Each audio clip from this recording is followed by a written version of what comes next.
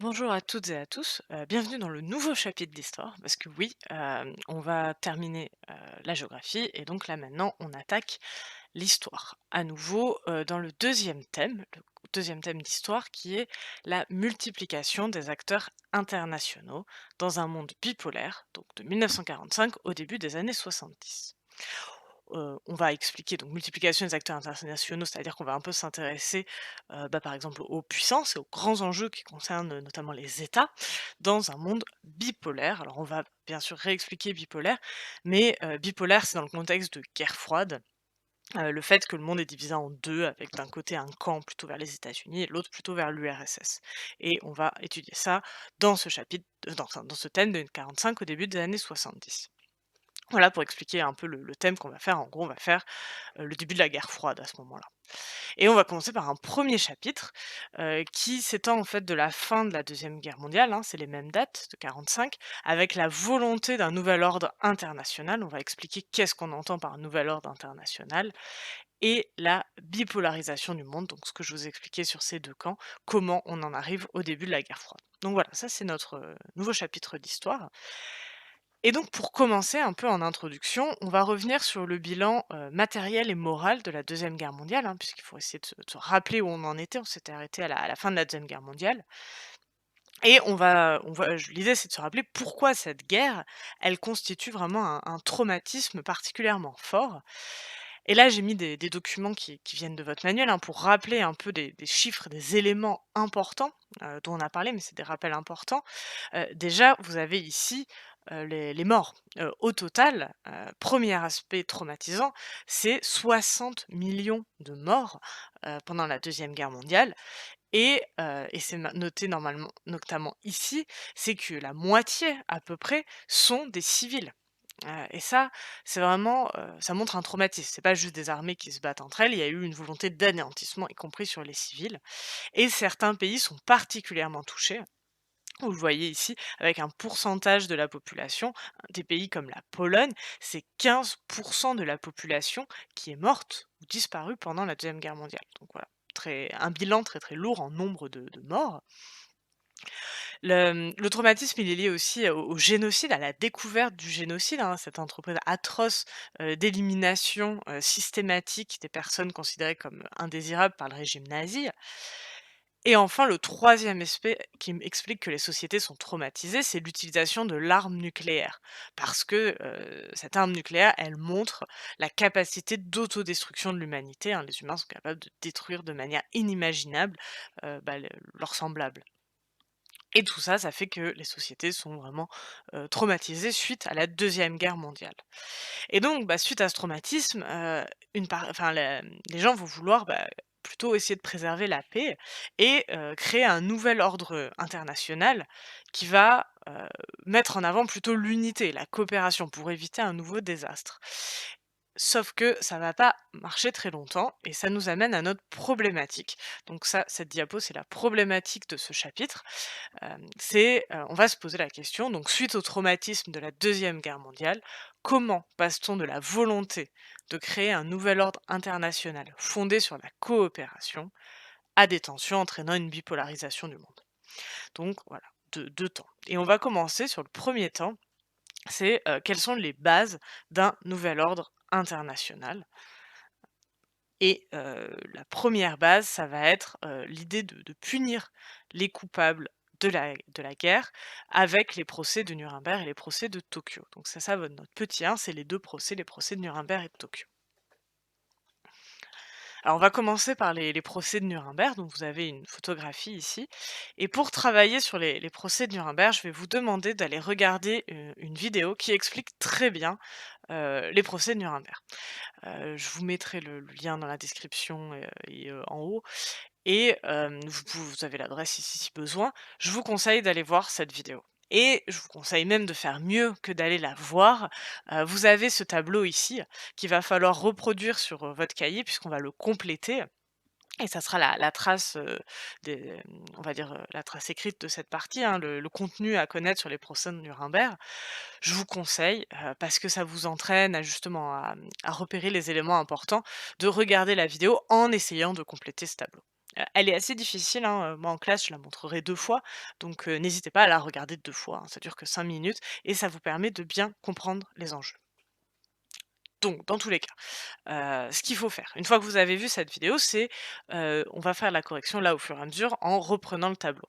Donc soit vous l'avez déjà fait et complété, soit, ce que vous pouvez faire, c'est, le tracer au fur et à mesure en voyant, globalement il y a que ce procès nouveau qui est assez long, le reste c'est des réponses assez courtes.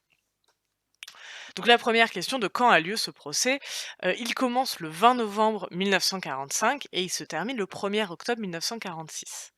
Donc c'est, en fait le plus grand procès de l'histoire qui dure 10 mois, donc voilà, c'est à retenir, on est en 45-46, on est juste après la guerre. C'est important, voilà, on est à la sortie de la guerre, on essaie de juger les coupables. Et donc on va se poser la question: qui est jugé? Donc il y a 21 personnes, qui sont jugées, 21 des plus hauts dirigeants nazis, donc les plus hauts, c'est-à-dire, ceux qui avaient les postes les plus élevés, comme Göring par exemple. Et après on pourrait penser qu'il manque des gens, par exemple, bah, Hitler, hein, en priorité, mais aussi Goebbels, Himmler. Et si ces gens ne sont pas là, c'est parce qu'en fait ils se sont suicidés, bah, pour éviter, ce genre de procès. Par qui sont-ils jugés? Ça, c'est important, il y a la création d'un tribunal militaire international, parce qu'on considère que c'est pas à un pays de juger, mais vraiment à l'ensemble, du monde, en fait, de juger, les crimes qui ont été faits. Et donc ce tribunal militaire international est créé et il est, enfin, les juges sont issus des 4 pays vainqueurs. Il y a plusieurs juges pour, chacun des pays vainqueurs. Quels sont les chefs d'accusation retenus? Alors les chefs d'accusation, hein, c'est de quoi sont-ils accusés? Ils sont accusés de 4 choses. Ils sont accusés de complot, ils sont accusés de crimes contre la paix, ils sont accusés de crimes de guerre et enfin, ils sont accusés de crimes contre l'humanité. Et j'ai mis en gras crimes contre l'humanité parce que c'est le plus important. En fait, crimes contre l'humanité, on invente ce terme à ce procès. C'est la première fois qu'on parle de crimes contre l'humanité et je vous donne une définition qui est à connaître. Vous pouvez l'ajouter dans la case à la suite ou le mettre à part si vous voulez que ce soit plus clair. Un crime contre l'humanité, c'est une violation des droits fondamentaux d'un individu ou d'un groupe d'individus inspiré par des motifs politiques, philosophiques, raciaux ou religieux.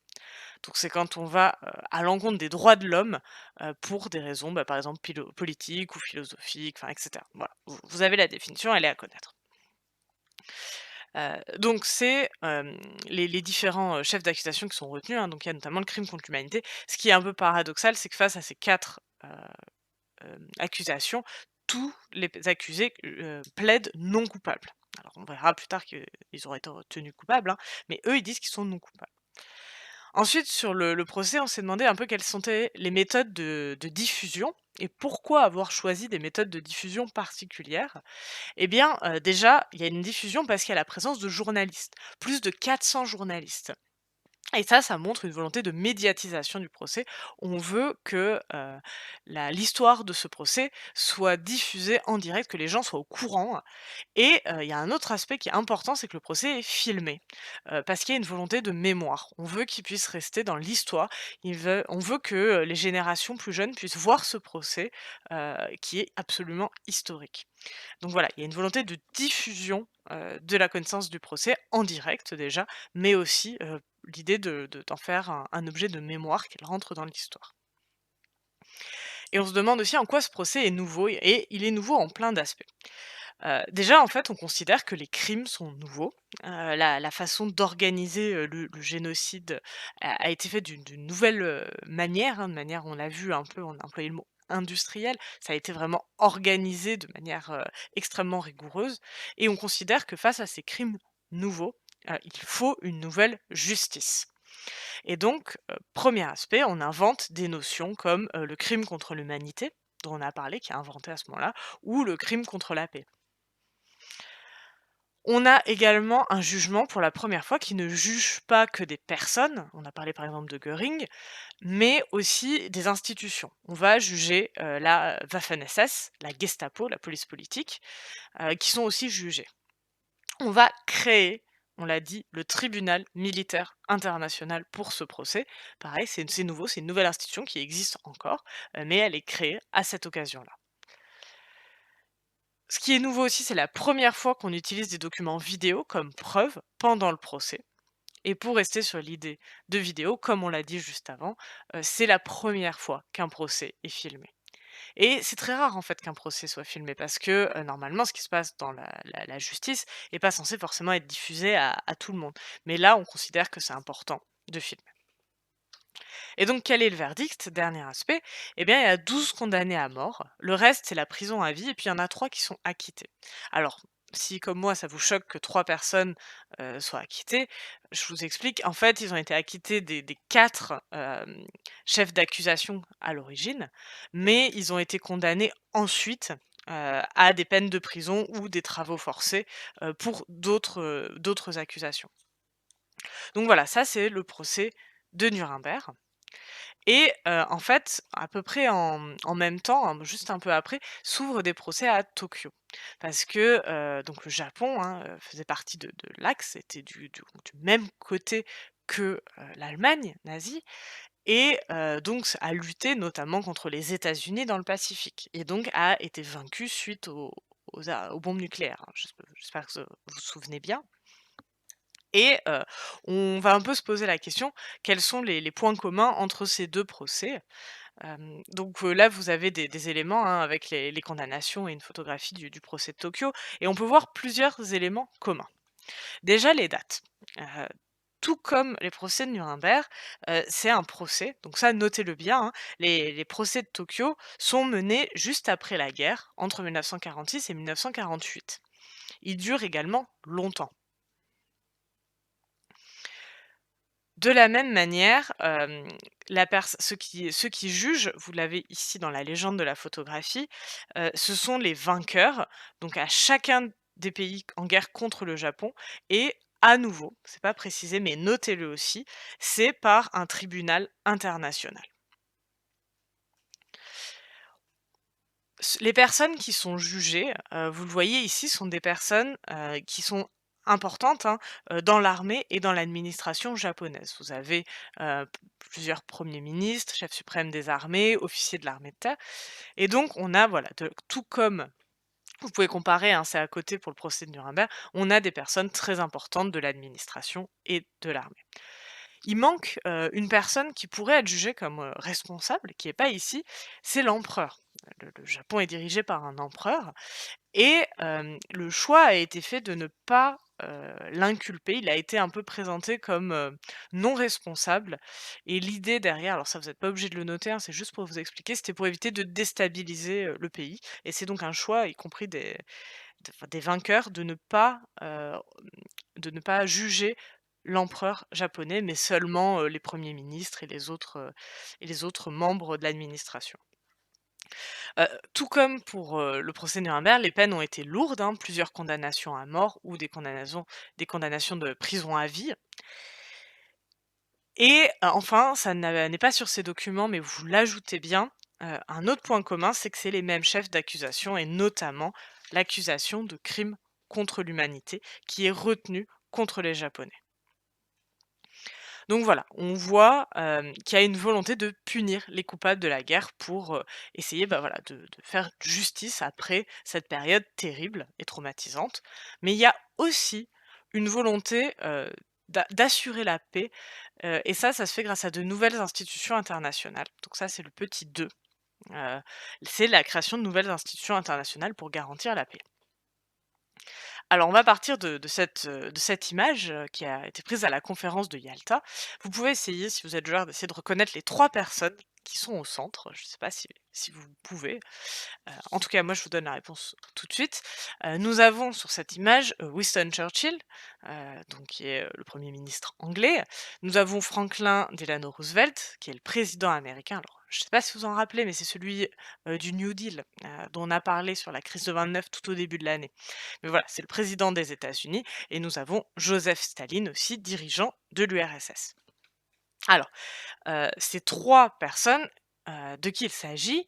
Il s'agit des vainqueurs de la guerre, donc ça vous notez bien, hein. Ces vainqueurs de la guerre, ils se rencontrent lors de la conférence de Yalta, qui a lieu en février 1945 et donc retenez leurs 3 noms, hein, Churchill, Roosevelt, Staline. Alors si on dit les vainqueurs de la guerre, on peut peut-être dire qu'il y a heu, un absent. Ce serait, eh bien, le général de Gaulle qui, n'a pas été invité, n'a pas été considéré comme vainqueur et en plus, Roosevelt n'aime pas trop de Gaulle, donc on l'a pas invité et ça a beaucoup, beaucoup contrarié de Gaulle, hein. Il a pas du tout apprécié de ne pas être invité, mais cette conférence s'est fait donc sans lui. Les décisions ont été prises vraiment entre les 3 pays. Et donc on va voir un petit peu quelles sont les décisions qui sont prises pendant la conférence de Yalta parce qu'elles ont un rôle important pour la suite. En fait, ils veulent préparer la paix. Qu'est-ce que c'est préparer la paix? C'est, on est un petit peu avant la fin de la guerre, mais ils se rendent compte qu'ils vont gagner. Donc ils commencent à réfléchir à comment organiser le monde d'après, après, la victoire contre l'Allemagne.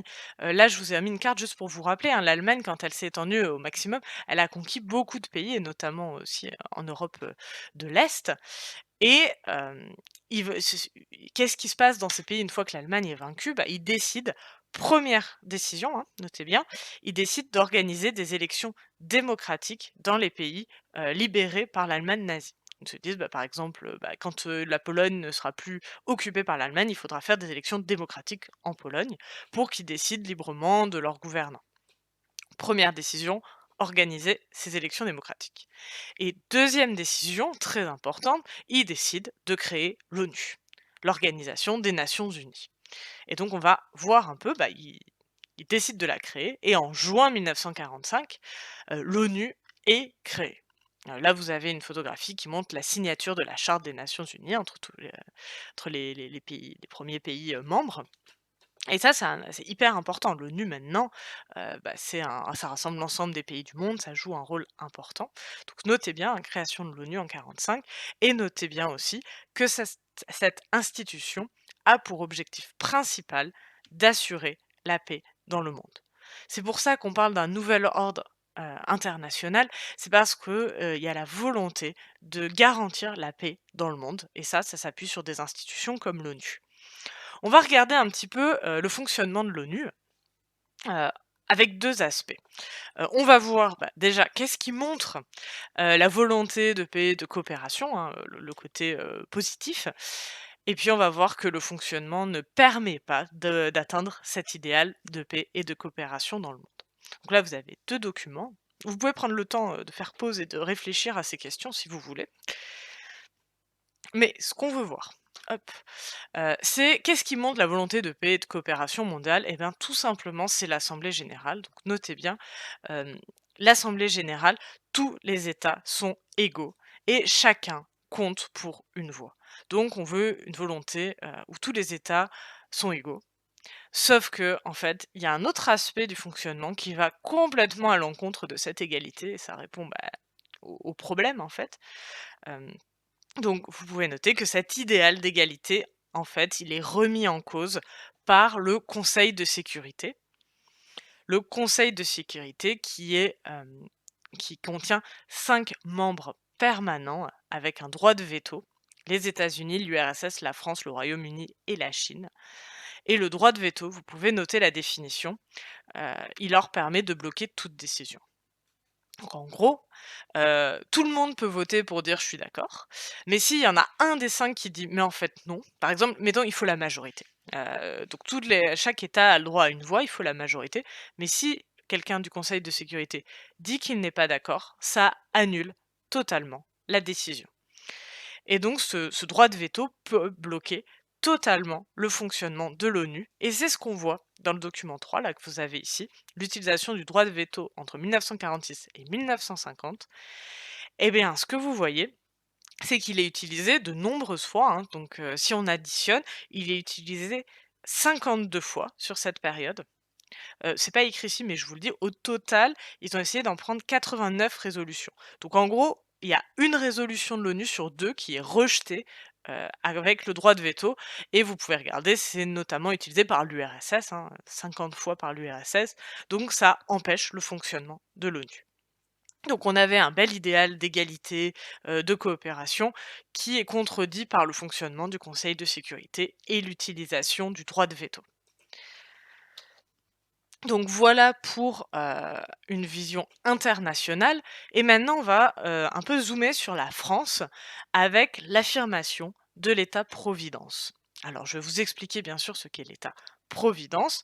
L'État-providence, c'est quand l'État, intervient dans les domaines économiques et sociaux pour assurer le bien-être de ses citoyens et donc en particulier grâce au système de protection sociale. Donc c'est une notion, très importante. Pour nous, c'est même ça fait partie d'un PPO, qu'on va voir juste après, mais l'idée c'est que l'État, hein, les services publics, va intervenir pour, aider au bien-être des citoyens. Par exemple en, garantissant une assurance chômage, en, permettant, le soin de la population, la population de se soigner, d'avoir accès à la retraite. Tout ça, c'est des gestes de l'État-providence. Ça s'oppose à l'État libéral qui refuse de se mêler d'économie et qui est juste là pour faire respecter les lois, hein. Ça, je le dis pour ceux qui se rappellent de la définition de libéralisme, mais l'idée vraiment c'est l'État-providence. Et donc ça rentre, notez-le, hein, on va plonger dans, le programme du Conseil national de la résistance, le CNR. Je vais dire CNR à partir de maintenant parce que Conseil national de la résistance, c'est long, qui date du 15 mars 1944 et on va faire et vous enfin non, je suis désolée, vous allez faire une étude de document sur ce programme qui est un PPO, donc qui est important. Alors le programme, vous l'avez pas, là tout de suite, je vous le transmettrai sur Pronote et voilà, en fait, oui, vous l'aurez sur Pronote. Si vous pouvez l'imprimer, ce sera plus simple, sinon vous pouvez le faire, depuis, enfin, comme vous voulez. Mais ce qu'on va commencer par faire ensemble, avant que vous finissiez le travail seul, c'est de présenter le document. Ça sera toujours ça de moins à faire pour vous. La nature, c'est que c'est un texte, c'est un programme, c'est-à-dire, c'est une volonté enfin, c'est un texte qui répond à la volonté de, mettre en place des mesures, pour la fin de la guerre. L'auteur, c'est donc le CNR, le Conseil national de la résistance. Alors, vous vous en souvenez peut-être pas, ça fait longtemps, mais quand on avait étudié les mouvements de résistance en France pendant la Seconde Guerre mondiale, on avait parlé du CNR, qui est l'organe de la résistance qui est créé sous l'impulsion de De Gaulle en mai 1943 pour unifier toutes les actions de la résistance intérieure. Vous vous rappelez, les sabotages, cacher des personnes, faire des faux papiers, tout ça, c'est des actions de la résistance intérieure et le CNR, le Conseil national de la résistance, il est là pour unifier toutes ces actions, pour qu'elles soient plus efficaces et c'est Jean Moulin qui est à la tête de ce Conseil national de la résistance. Alors on n'a pas de source sur le document, heu ce qu'il faut retenir de l'idée générale, donc vous l'avez pas encore lu, mais c'est pas grave, croyez-moi, l'idée générale, c'est que ce document présente les actions prévues par le CNR pour poursuivre, la résistance, tout d'abord, premier aspect. Alors comment continuer à se battre contre l'ennemi? Et deuxième aspect de l'autre, idée générale, c'est qu'il y a également une présentation des mesures prévues après la fin de la guerre. Et pour terminer, une présentation des docs n'est pas complète s'il n'y a pas un contexte. Et donc on est en mars 1944, c'est-à-dire qu'on est pendant la Deuxième Guerre mondiale.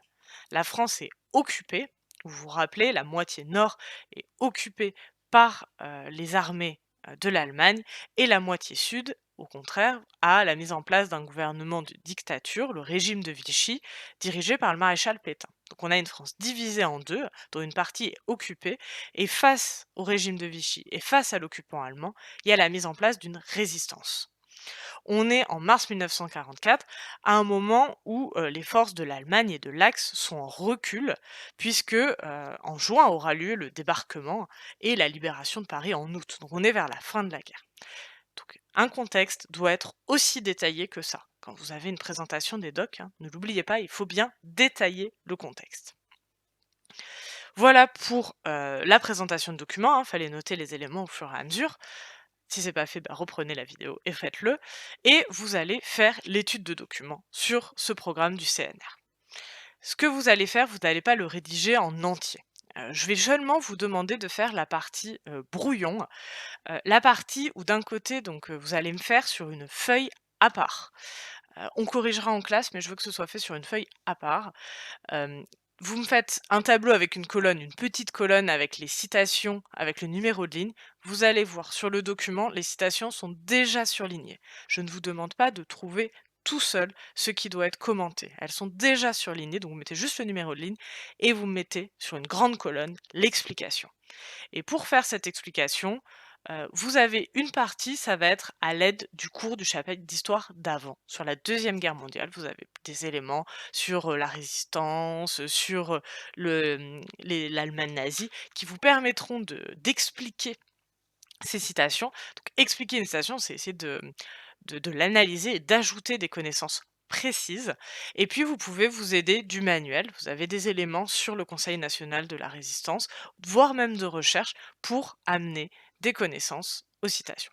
Le but, bien sûr, c'est de vous entraîner à l'étude de documents, heu, et on le corrigera ensemble, on prendra le temps de bien le corriger ensemble quand on se reverra.